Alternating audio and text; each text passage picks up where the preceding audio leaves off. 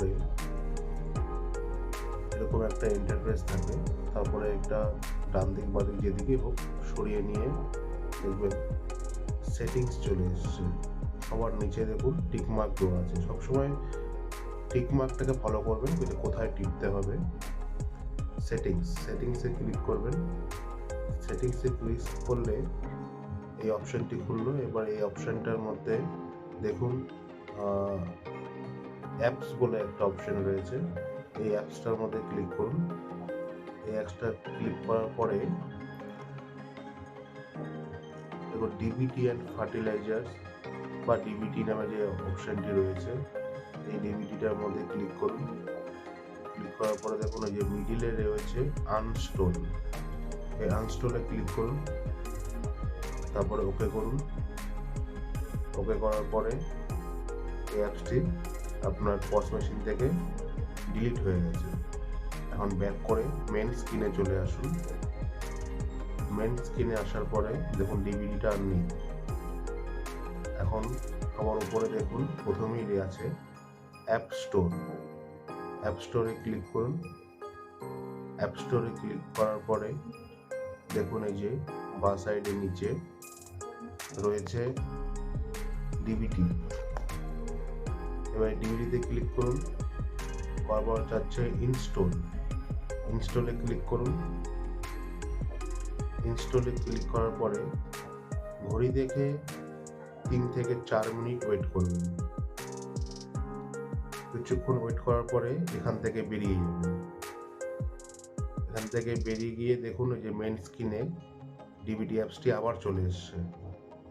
তার মানে আপনার নতুন আপডেশন চলে এসছে। এখন ডিভিডিতে ক্লিক করুন। সিলেক্ট ল্যাঙ্গুয়েজে ক্লিক করুন। ইংলিশ করুন। নেক্সট করুন। এবার আপনার আইডি ও পিন নম্বর দিন। নেক্সট করুন।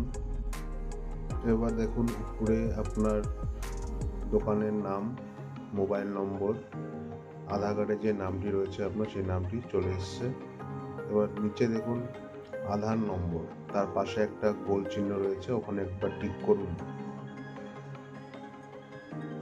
টিক করার পরে নিচে বক্সটিতে একবার ক্লিক করুন। ওখানে আধার কার্ড নম্বর দিন আপনার।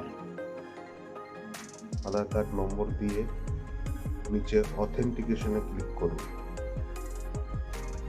এবার অ্যাকসেপ্ট এটাতে ক্লিক করুন। এবার আপনার আঙ্গুলের ফিঙ্গারপ্রিন্টটা দিন। ফিঙ্গারপ্রিন্ট দেওয়া হয়ে গেলে ডিভাইস রেজিস্টার সাকসেসফুলি এটা চলে আসবে। সম্পূর্ণভাবে ফিঙ্গারপ্রিন্ট দেওয়া হয়ে গেলে ওকে আসবে। ওকেটাতে ক্লিক করবেন। ওকেতে ক্লিক করার পরে আবার নতুন করে আইডি ও পিন নম্বর যাবে। তখন আইডি পিন নম্বর দিয়ে নিচে লেখা থাকবে ফেচ অ্যাক্টিভ ইউজার, ওখানে ক্লিক করবেন। ওকে করবেন। এরপর এই অপশনটি আসবে রেজিস্টার্ড এরিয়াতে ক্লিক করবেন। এরপর এই যে দেখুন ফিচ লোকেশন বা ফিচ লোকেশনে ক্লিক করুন। এরপরে নিচে স্যান্ড আছে, স্যান্ডে ক্লিক করুন। এবার ওকে করুন। ব্যাস, এবার আপনার রেজিস্ট্রেশন কমপ্লিট।